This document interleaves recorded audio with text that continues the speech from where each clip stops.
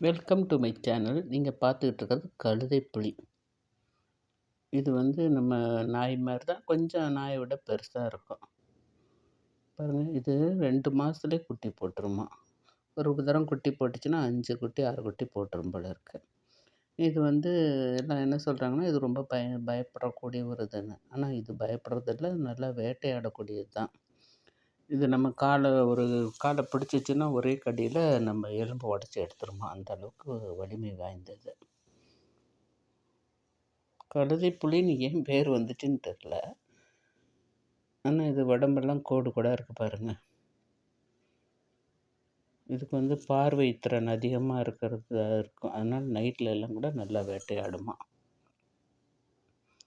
இது பாகிஸ்தான், இந்தியா, அப்புறம் கிழக்காசிய நாடுகள்லாம் அதிகமாக இருக்கக்கூடியது. இப்போ இது நாங்கள் ஒரு ஜூவில் இருந்து எடுத்தோம். எங்கன்னா அமெரிக்காவில் டாலஸ்க்கு பக்கத்தில் ஃபோர்ட் ஒர்த்.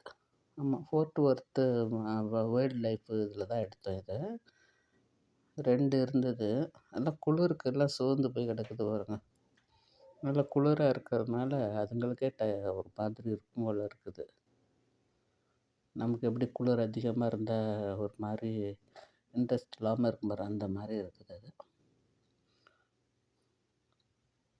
ஒன்று தூங்கிக்கிட்டு இருந்துச்சு, ஒன்று வாக்கிங் போய்கிட்டு இருந்தது. இப்போ பார்த்தா 2ம் அப்புறம் எழுந்து பார்க்குதுங்க.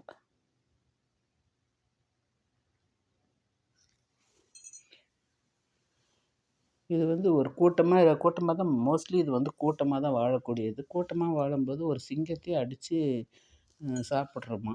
ஆனால் எல்லாம் என்ன சொல்கிறாங்கன்னா, இது செத்துப்போன மிருகங்களோட எச்சத்தை தான் சாப்பிடணும். அப்புறம் இப்போ இங்கே இருக்கிறதெல்லாம் எங்கே போய் சாப்பிடும்? கொடுக்கறது தானே சாப்பிட முடியும். பாருங்க, நல்லா இது பார்க்குற மாதிரி நல்லா வச்சுருக்குறாங்க.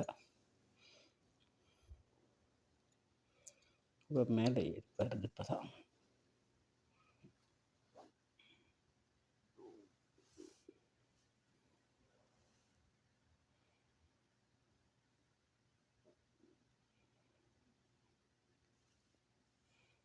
கழுதை புலி.